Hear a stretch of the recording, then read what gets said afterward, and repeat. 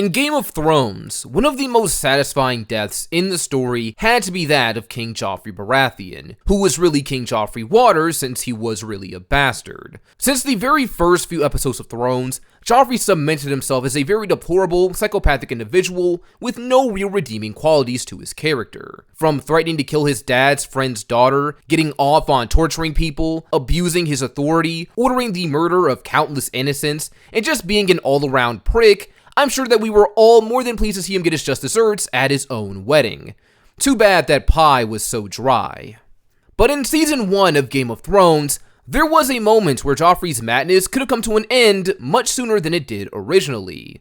After taking off her father's head and putting it on a spike, Joffrey takes Sansa to it and makes her look at it, then threatens to do the same with her brother Robb after the war is done. Sansa says that maybe it'll be the other way around though, that maybe her brother Robb will give her Joffrey's head instead. In response, Joffrey has her slapped by Sir Meryn Trant. Fed up with it all, Sansa then decides to take a chance in the heat of the moment and push Joffrey off the bridge to his death, only to be stopped by Sandor Clegane before she could. But what if she hadn't been?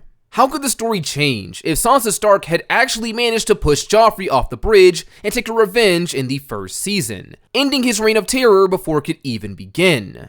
Let's find out. Sansa is feeling a lot of things the moment she sees her father's head, and is then promised that her brother's head will soon join the Boy King's growing collection. There is a whirlwind going on in her, a storm of emotions that she's trying desperately to keep in check. Fear, sadness, disgust, anger, things that gradually funnel together, melding into one until the only thing that she can focus on is King Joffrey, the monster that killed her father, the monster that keeps tormenting her and threatening her family.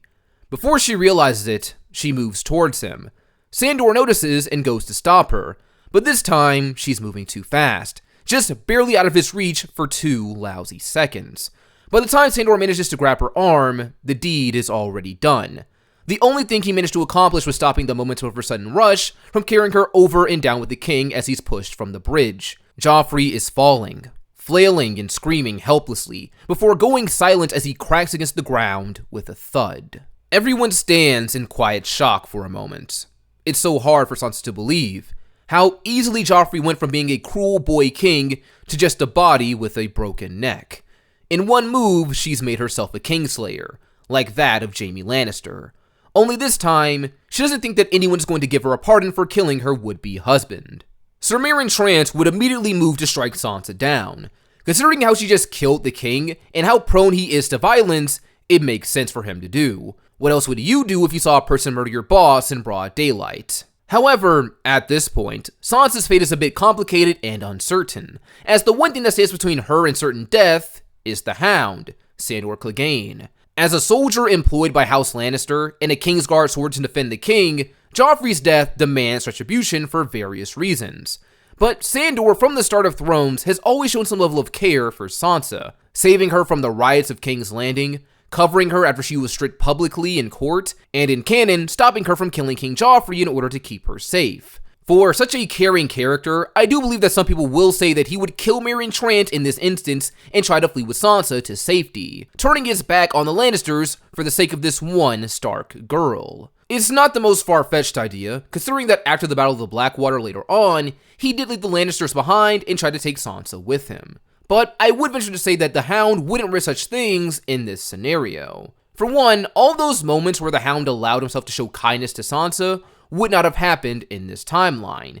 Many of his kind acts, outside of stopping Sansa from killing Joffrey, took place in Season 2. So while he does still care for Sansa, this is a Hound who hasn't really gone out of his way to subtly help her out. So he may be a bit less inclined to help her in this instance as well. 2, while it would make some level of sense for his character to defend Sansa and try to run off with her, I believe Sandor would be smart enough to know as well that this would not end well for either of them if he tried doing that. In canon, it was one thing for him to attempt running away with her during the war. Everyone was distracted trying to kill each other and not die in the process, so slipping away was something easy. Not to mention at that point, the crown was pretty much up for grabs. Anyone could have become king, and if it had been Stannis, they'd basically be home free in the event of their escape. Here, that's different. The death of the king is not going to go unnoticed for long. And at this point in the story, killing Meryn Trant really holds no merit if they want to try and escape. If you go back and watch this scene, there are actually other members of the Kingsguard present besides the Hound and Meryn Trant. So if he kills one, he'll have to kill them all, cutting a bloody path in an attempt to exit the Red Keep that would just draw more attention and make escape that much harder. And with no war to cover their tracks, this makes it so much easier for Cersei to just send soldiers after them and bring them back to King's Landing. So while it could make sense for the Hound to take a chance, it also makes sense that he just wouldn't take a risk like this, since it's largely bound in luck and guarantees him dying alongside Sansa if he's caught. Even if he is strong, Sandor has limits, and at this point in the story, he's not willing to push them for a girl who's basically sealed her own fate. But that's not to say that he's just going to let her get killed by Meryn Trant, though. Before Meryn fully pulls out his sword to strike down Sansa, the Hound stops him, saying that she needs to be taken to Queen Cersei so she can be notified of what happened. Meryn says that it's clear what happened. Sansa killed the king and must be dealt with. Then Sandor will reply that from where he was standing, it looks like Joffrey just slipped. Meryn would be keen not to accept this notion though, as he literally saw everything and so did the Hound. Sansa clearly pushed Joffrey to his death, and for some reason the Hound is defending her. Maybe they planned this together. Meryn would call on his fellow Kingsguard to subdue the Hound and bring Sansa to justice for the death of the king. But this will provide an issue for the night. For one, these guys actually have no reason to believe that Sansa pushed Joffrey. If you pay attention to the scene, you'll see that when Meryn slaps Sansa on Joffrey's orders, you can see them all facing away from the king in the background. So it's reasonable to assume that they weren't watching Joffrey when he fell. They didn't see Sansa push him. So they're clueless on what really happened, unlike the Hound, Meryn, and Sansa. So with them relatively in the dark about how the king died, the remaining members would defer to Sandor, taking Sansa into custody to be delivered to Cersei along with the news of her son's passing. As the queen, she should have the say in what happens next instead of Meryn, who has no choice but to comply here. Cersei would be devastated upon hearing of Joffrey's death, and the news of his sudden demise would begin spreading about the castle like wildfire. And it wouldn't be long before the news of Joffrey's death spreads beyond the castle gates into the city, and beyond its wall into the Seven Kingdoms as well. And with the death of his older brother, this would make the boy Tommen the new king, much sooner than he was originally. But considering that at this point in the story he's just a child, it's really Cersei who would be in power as regent. And since Tommen is still a boy and not as volatile or rebellious as her oldest son, there is no question that it will be Cersei in control of the crown. Upon seeing the broken body of her favorite son, Cersei, in her tears, would demand to know what happened. Why didn't the Kingsguard protect their king? What happened to him? Then she would be given conflicting accounts of what happened to him. Meryn, who swears that Joffrey was pushed by Sansa, and Sandor, who claims that Joffrey simply lost his footing, and unlike Meryn Trant, who just stood around, he and Sansa actually tried to help him. This is a very difficult moment for Cersei. On the one hand, she's furious with both Sandor and Meryn for failing to save her son, but on the other, she doesn't know whose story to believe. Both Meryn and Sandor are basically seen as loyal hounds of House Lannister. Neither of them have a real reason to lie. Why would Meryn make up Joffrey being pushed? Why would Sandor put his head on the line for a girl he barely even knows? Either way, something is afoot, and the Stark girl is at the center of it all. Of that much, Cersei is certain. Cersei Lannister is well known for her emotional outbursts and reckless decisions, especially when her children are involved. I believe that regardless of what is said by either man, just the knowledge that Sansa could have had something to do with her son's death would send her over the edge. And it would take no time for her to come up with a reason for Sansa to kill Joffrey. Revenge for Cersei getting her direwolf lady killed all those days ago. Revenge for Joffrey killing her father. After all, Joffrey did make her look at her father's head. It's not hard for her to draw some conclusions and let her anger and emotions take control. Like when she tried to kill Tyrion for supposedly killing Joffrey, and when she blew up the Sept of Baelor. So almost immediately, Sansa is apprehended and put up for execution. Cersei would be advised against this by her counselors, since this would mean consequences for her brother Jaime, but a heartbroken, wrathful Cersei would not listen, because it would be like letting Sansa get away with murder. She killed her oldest son, the king, and an attack on her children is like an attack on her, something that could not be excused. So like her father before her, Sansa is sentenced to death, to be executed by Ilyn Payne with her father's sword Ice. Before this, however, Sansa does have an option to fight back if she so desires. She could demand a trial by combat, given the muddy details of Joffrey's murder, Since there are varying accounts, she's merely accused of a crime, so if she wants to fight back, she can. But I don't think that Sansa would do this, mainly because I don't believe that Sansa would see the point in doing so. While it's not made clear in the show, in the books, before Sansa goes to push Joffrey, she does seem resigned to the fact that she's going to die as well. When she thinks about killing the king, she thinks that it also wouldn't matter if she fell with him to his death, since she was being treated so badly at the Red Keep. I'd say in this timeline, that resignation is something that stays with Sansa as she feels that there is no way out, after having committed to killing the king. She also thinks that even if she does call for a trial by combat, who would she even name? Her older brother Robb? Would he really walk headfirst into enemy territory for her? Especially if it meant he would most likely be killed before he got the chance to fight for her. And while Sandor may be an option, Cersei still has people like Barristan Selmy on her side, who would actually still be on the Kingsguard now that Joffrey is dead, because he can't dismiss him anymore. And someone like him could definitely take down the Hound. Either way, Sansa feels doomed, so she actually accepts her fate. Sansa is then executed immediately, and neither Littlefinger nor anyone else has time to talk Cersei down from this, or even has enough time to scheme to help Sansa escape.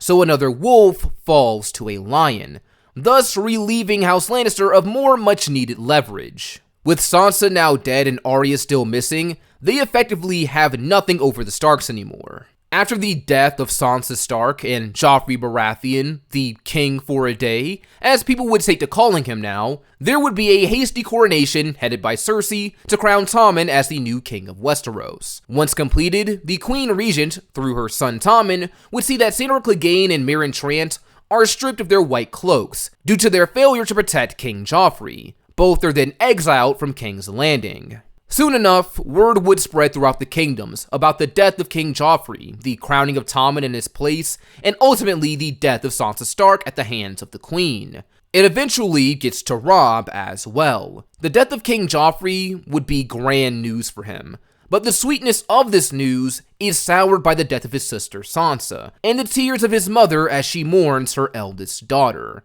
They still haven't recovered from the sudden death of Ned, so for Sansa to die not even a day after him really hits hard. Now confronted with this new travesty, Robb would seek some form of retribution after having two members of his family executed by the Lannisters unjustly. And lucky for them, there is a perfect opportunity for that in the form of Jaime Lannister.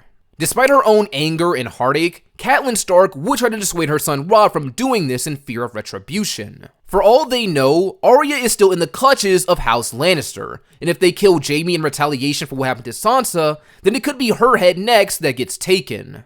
But I believe that Robb would argue against this, since the act of killing Sansa despite having Jaime in custody shows how little the Lannisters value their lives. Arya, if she is in King's Landing, could be killed regardless of what they do with Jaime. Besides, if the Lannisters can just kill his sisters and he keeps Jaime alive without any kind of consequence for them, what does that say about him as a king? Who's to say that if he doesn't kill Jaime now, they won't cross the line with Arya later if they think he's all bark and no bite? Think of the message it would send if the King of the North wouldn't shed blood after his own was spilled.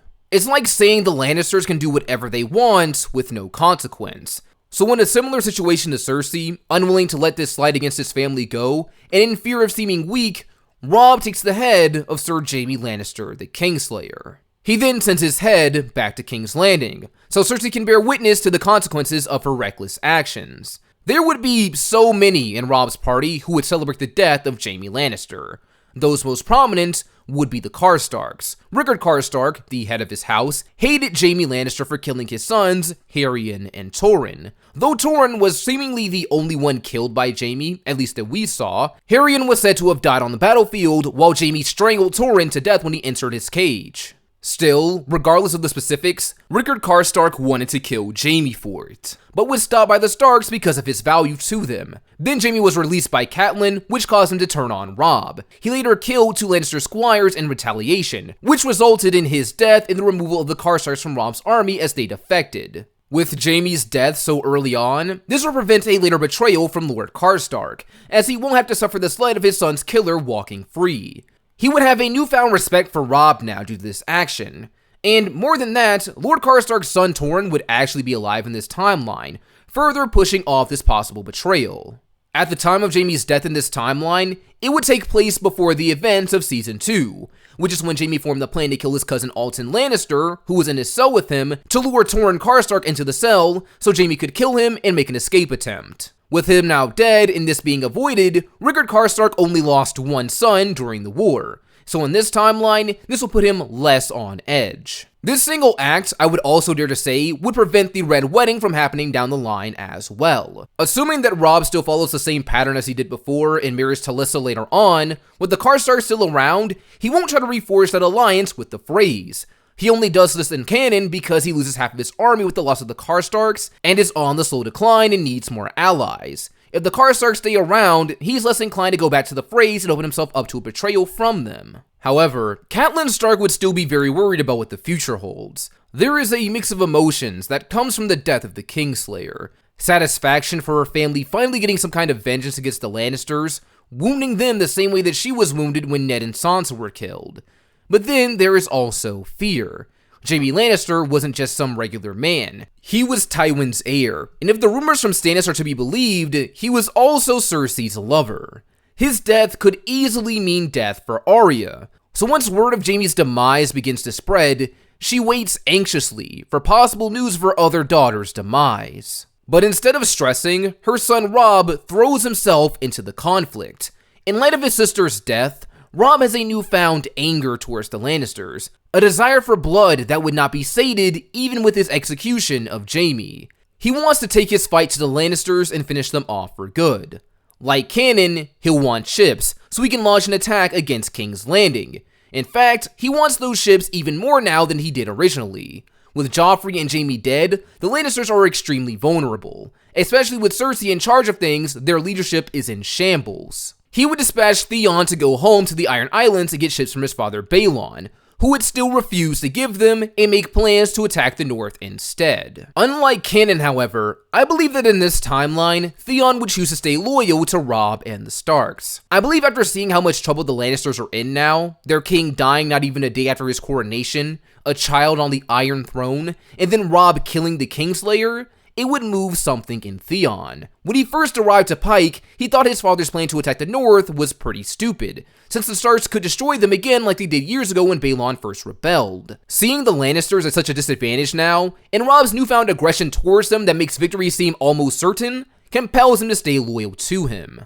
Since the thought of Robb winning the war and crushing the Greyjoys afterwards seems more than likely at this point. So for the sake of self-preservation, instead of his pride, he sticks with the Starks, even notifying Robb with a letter of his father's plans before he leaves.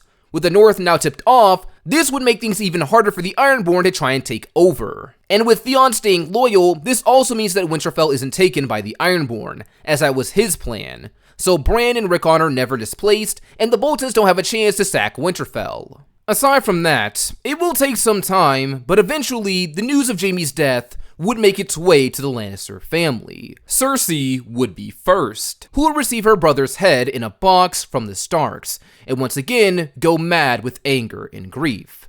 First, her son was taken, and now the father of her children was taken from her as well. Her hatred for the Starks would know no bounds, so it's very fortunate that Arya isn't here to bear the brunt of her wrath. Later on, word would be sent to Tywin on the battlefield of his son's death. At this point, I believe that Tyrion would be the only Lannister out of the loop until he reaches King's Landing when it comes to his brother's death. He would have still been sent to be Hand of the King in Tywin's place after the news of Joffrey's death reached them in this timeline. Peace is not an option at this point, and with Cersei at the helm, things are bound to just get worse. So Tywin would send him to be Hand of the King in hopes that he can wrest control of Tommen away from Cersei. However, the gravity of the situation that she's put them into would dawn on Tywin after the death of Sansa, and subsequently his son, Jaime. Everything would seem to be going wrong for them at this point. Not only is Robb Stark putting up more of a fight than they expected against them, and winning, Joffrey wasn't king for more than a day. Now Tommen, a child, has been crowned king, which means that Cersei is calling the shots in King's Landing,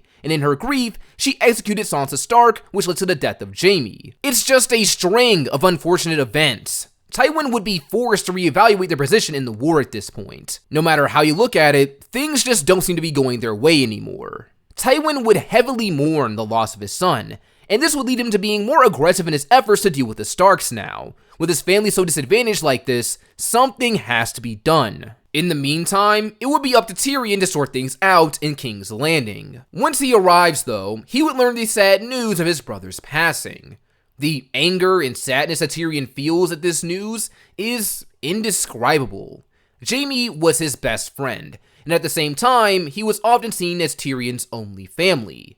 Although, a lot of these negative emotions that Tyrion feels will be directed more towards Cersei than the Starks, since it was her killing of Sansa that provoked them to kill Jaime. Which would make him all the more eager to have a meeting with Cersei and the council, letting it be known that he is Hand of the King now, courtesy of their father. But I feel that with the death of her son and lover, Cersei would be less inclined to take this change in dynamic seriously. With Tommen so young and her feeling like she's slowly losing control, she wouldn't give up her position as regent without a fight. This would lead to a much bigger conflict between brother and sister as they struggle for power over the boy King Tommen, and how to proceed in the war. This conflict between siblings would only get worse as time passes, and Tyrion eventually finds out that Arya Stark has been missing since Robert and Ned Stark died. The stress that this would cause is immeasurable, because with Arya missing and Sansa dead, they now have no leverage, no bargaining chips to use against the Starks. Cersei basically got Jaime killed for nothing at this point, since they have no way of retaliating. The Starks basically called their bluff, and there's nothing that they can do about it, and things will only get worse for them from here, as Arya, the girl in question, would be making her way back home to her family. In Season 1 of Thrones, Arya was taken by Euron and his caravan heading for the Night's Watch. His plan at the time was to deliver her back to her family at Winterfell, but this did not go as planned because they were hunted down by Lannister soldiers. In the show, the only reason the caravan was attacked and this came to pass is because of Joffrey. Knowing that there were rumors about his mother and uncle spreading around, putting his claim to the Iron Throne into question, Joffrey sought to eliminate any competition by killing the bastards of his father, King Robert. This led the Lannisters to Euron as they searched for Gendry. A fight ensued, Euron was killed, Arya and her friends were taken prisoner, and this significantly altered her story. However, with Joffrey now dead, none of this would happen. Now, I do feel the need to mention now, because I'm sure someone will in the comments, the events of Euron's death and Arya's capture in the books are different from the show. In the books, Euron's caravan is attacked because the Lannisters are looking for members of the Brotherhood without banners, not looking for bastards. The killing of Robert's bastards happens later on, and that is commanded by Cersei and not her son Joffrey. But since this is the show, we're gonna go with those circumstances. With Joffrey now dead, and seemingly being the only one in this family to come up with this bright idea of killing Robert's illegitimate children, none of this will come to pass. Robert's children are allowed to live, so baby Bera and all those other unnamed kids. This means that Gendry won't be hunted either, so Euron's caravan isn't attacked as they make their way for Winterfell and the Wall. And if all goes smoothly on their journey, then at some point when they pass through the Riverlands, where Robb will eventually go for the funeral of his grandfather, Arya will be reunited with her family. It would be a great relief for her mother and brother, but the move would be brought down once Arya learns that Sansa was executed by the Queen. A part of her would actually feel guilty for leaving her sister behind, but as it stands, nothing can be done about it until they win. That's the only way that they can get justice against the Lannisters. Now that Arya is with her family, Euron would then make his way back for the Night's Watch with his people. This will provide a very interesting premise as Gendry would also be tagging along here. If he goes with them to the Wall, he will inevitably meet Jon Snow. The bastard son of King Robert unknowingly meets the lost son of Prince Rhaegar Targaryen. It seems like a very interesting story in the making. Not to mention, since Euron and his people live and are allowed to go on their way to the Wall, this also means that Jaqen H'ghar, the faceless assassin, gets to the Wall too, since he was never freed by Arya. I'm sure his talents would definitely come in handy in the frozen north. Now with Arya back with her family, and their home still intact thanks to Theon remaining loyal, Catelyn would express her desire to return home. It's safe to say that the war has pretty much stressed her out with the death of her husband and a child. She would want to be with her other children, Bran and Rickon, in the comfort of their home, and she doesn't want Arya tagging along with Robb on the battlefield. Robb would agree with this, and assign some men to take them back home as an escort. Catelyn would also bring Brienne along as well. She would have still met with Renly in this timeline, watched him die courtesy of Stannis, and taken her into her service. So instead of going on a road trip with Jaime, Brienne remains a bodyguard for Catelyn and her remaining children. But while everything is going relatively well for the Starks, the same can't be said for the Lannisters, as in King's Landing, the struggle for power between Cersei and Tyrion would just be getting worse.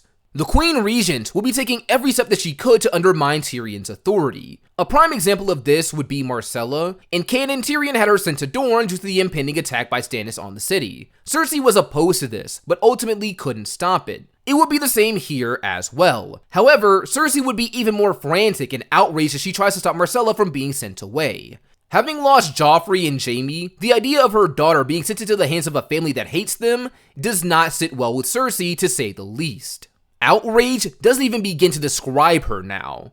Ultimately though, like before, she can't stop it. No matter how angry she is, even as regent, with Tyrion as hand of the king, he basically undermines her authority. While there are some people who are loyal to her, I doubt that any of the counselors would be willing to stick their neck out for Cersei at this point, after her fiasco with Sansa that they advised her against. So once again, she has no choice but to just let this happen.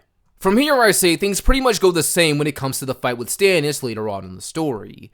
He mounts his attack on King's Landing, Tyrion burns his fleet, and then he's repelled entirely by Tywin and the Tyrells. I do believe the Tyrells will still support the Lannisters in this timeline, despite the deaths of Joffrey and Jaime. The Lannisters are still the quickest way to the Iron Throne, even with the king merely being a child. And with Tywin back now, the power dynamic would shift, so it's not like Cersei has the power to stop them if she wants to. In addition, Joffrey's death does introduce some more positives for characters like Tyrion. With Joffrey dead, this means that his uncle is never framed for murder in later seasons. Tyrion won't demand a trial by combat to clear his name, and as a result, Oberyn Martell will get into a fight with the Mountain and lose his life trying to defend Tyrion in the process. Tyrion won't be sentenced to death either, so without his trial and imprisonment, Tyrion won't kill Tywin out of anger and flee overseas to Daenerys, whose future is also a bit questionable with the death of Joffrey now. With Joffrey gone, this means that he never dismisses Barristan Selmy from the Kingsguard. He never goes overseas to find Daenerys, and he never saves her from that scorpion. Unless Jorah Mormont acts quickly enough, because he was there when this happened, this might be the end of the Dragon Queen. But that's where I'm going to leave things for today. I hope you all enjoyed it. Don't forget to like, subscribe, tell me your thoughts down below, along with what changes you might have made to this story, and I will see you all next time.